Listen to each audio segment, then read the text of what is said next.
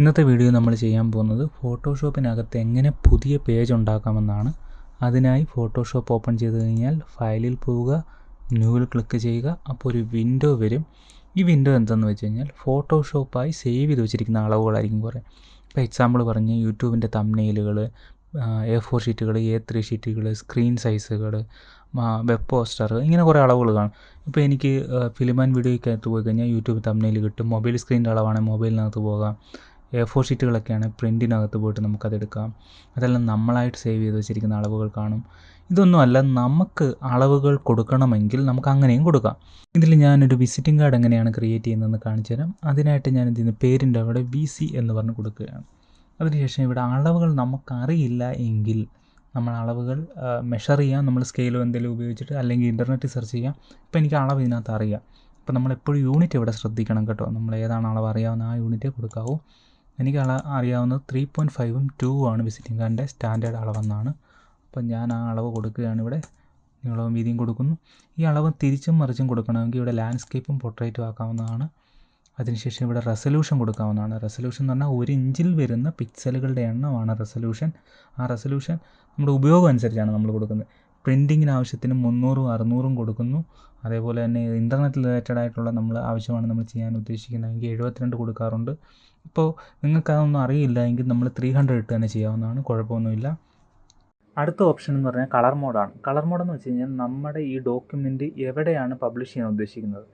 Example പറഞ്ഞാൽ നമ്മൾ ഇൻ്റർനെറ്റിലാണ് നമ്മൾ പബ്ലിഷ് ചെയ്യാൻ ഉദ്ദേശിക്കുന്നത് എന്നെങ്കിൽ നമുക്ക് RGB കൊടുക്കാവുന്നതാണ്. ഇതെന്താണെന്ന് വെച്ച് കഴിഞ്ഞാൽ ഫേസ്ബുക്കോ അല്ലെങ്കിൽ ട്വിറ്ററോ യൂട്യൂബോ അങ്ങനെയുള്ള കാര്യങ്ങളൊക്കെയാണ് നമ്മുടെ ഉദ്ദേശമെങ്കിൽ നമുക്ക് RGB കൊടുക്കാം. അതല്ല പ്രിൻ്റാണ് നമ്മുടെ ഉദ്ദേശമെങ്കിൽ, ഈ ഡോക്യുമെൻറ്റ് നമ്മൾക്ക് പ്രിൻ്റ് എടുക്കാനാണെങ്കിൽ CMYK കൊടുക്കാം.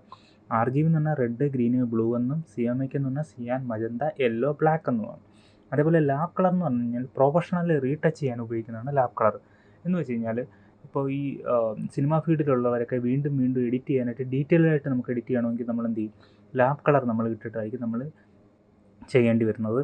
അതേപോലെ തന്നെ ഗ്രേ സ്കെയിൽ എന്ന് പറഞ്ഞാൽ ബ്ലാക്ക് ആൻഡ് വൈറ്റ് കോമ്പിനേഷൻ നമുക്ക് എഡിറ്റ് ചെയ്യാൻ വേണ്ടിയാണ്. എന്ന് വെച്ച് കഴിഞ്ഞാൽ ഈ പത്രത്തിനകത്തൊക്കെയുള്ള പരസ്യങ്ങളൊക്കെ വരാൻ നേരം, മീൻസ് ന്യൂസ് ഹെഡിങ്ങും അങ്ങനെയുള്ള കാര്യങ്ങളൊക്കെ ചെയ്യുമ്പോൾ ബ്ലാക്ക് ആൻഡ് വൈറ്റ് ആണ് കോമ്പിനേഷൻ എങ്കിൽ ഗ്രേ സ്കെയിൽ ഇടാവുന്നതാണ്. പിക്സൽ ഓറിയൻറ്റഡ് ആയിട്ടുള്ള എഡിറ്റിങ്ങിനാണ് ബിറ്റ്മാപ്പ്. അതിൻ്റെ ഉപയോഗം നമുക്ക് വരുന്നില്ല. കൂടുതൽ നമുക്ക് ഉപയോഗവും ഏറ്റവും മോസ്റ്റ്ലി നമ്മൾ ഉപയോഗിക്കുന്ന RGB CMYK ആണ്. ഇതിപ്പോൾ വിസിറ്റിംഗ് കാർഡ് ആയതുകൊണ്ട് നമ്മൾ പ്രിൻ്റ് എടുക്കാനായതുകൊണ്ട് CMYK കൊടുക്കാവുന്നതാണ്. അതേപോലെ തന്നെ ഇത് ബാക്ക്ഗ്രൗണ്ടിൽ നമുക്ക് ഏതാണ് കളർ നമുക്ക് ആവശ്യമെന്ന് വെച്ച് കഴിഞ്ഞാൽ അത് നമുക്ക് സെലക്ട് ചെയ്യാവുന്നതാണ്. അടുത്ത കളർ പ്രൊഫൈലാണ്. അത് നമ്മുടെ സ്റ്റാൻഡേർഡ് അനുസരിച്ചാണ്, അതായത് സ്റ്റാൻഡേർഡും റീജിയനും അനുസരിച്ചാണ്. അപ്പോൾ എന്ന് വെച്ചാൽ പ്രിൻറ്റിങ് സ്റ്റാൻഡേർഡ് ഉപയോഗിച്ചിട്ട് ഇപ്പം ജപ്പാനിലൊക്കെ ആണെങ്കിൽ ജപ്പാനി കളർ കോഡുകളൊക്കെ വരും, അതിൻ്റെ കളർ കോഡൊക്കെ വരും. ഇതൊന്നും നമുക്ക് അറിയില്ല എങ്കിൽ നമുക്ക് CMYK ആണ് യൂസ് ചെയ്യുന്നതെങ്കിൽ വർക്കിംഗ് CMYK കൊടുക്കാവുന്നതാണ്. RGB ആണ് യൂസ് ചെയ്യുന്നതെങ്കിൽ വർക്കിംഗ് RGB നമുക്ക് കൊടുക്കാവുന്നതാണ്. അതിനുശേഷം പിക്സൽ ഏത് രൂപത്തിലാണ് പിക്സൽ വരേണ്ടത്, അത് ഏത് റേഷ്യോ ആണ് നമുക്ക് വേണ്ടത്, സ്ക്വയർ പിക്സൽസ് ആണ്. ബാക്കിയുള്ളതൊക്കെ ഉണ്ട്, അത് വേറെ ഫീൽഡുകളിലൊക്കെയാണ് നമ്മൾ യൂസ് ചെയ്യുന്നത്. നമുക്കിപ്പോൾ സ്ക്വയർ പിക്സൽസ് കൊടുക്കാവുന്നതാണ്.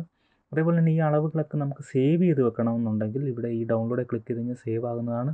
അപ്പോൾ ഈ സേവ്ഡിനകത്ത് പോയി കിടക്കും. അപ്പോൾ നമുക്ക് എപ്പോഴും അടിച്ചു കൊടുക്കേണ്ട ആവശ്യമില്ല. ഇപ്പോൾ ഞാൻ ജസ്റ്റ് ക്രിയേറ്റ് ക്ലിക്ക് ചെയ്യുന്നു. അപ്പോൾ നമ്മുടെ ഡോക്യുമെൻറ്റ് വരുന്നത് കാണാം. ഓക്കെ.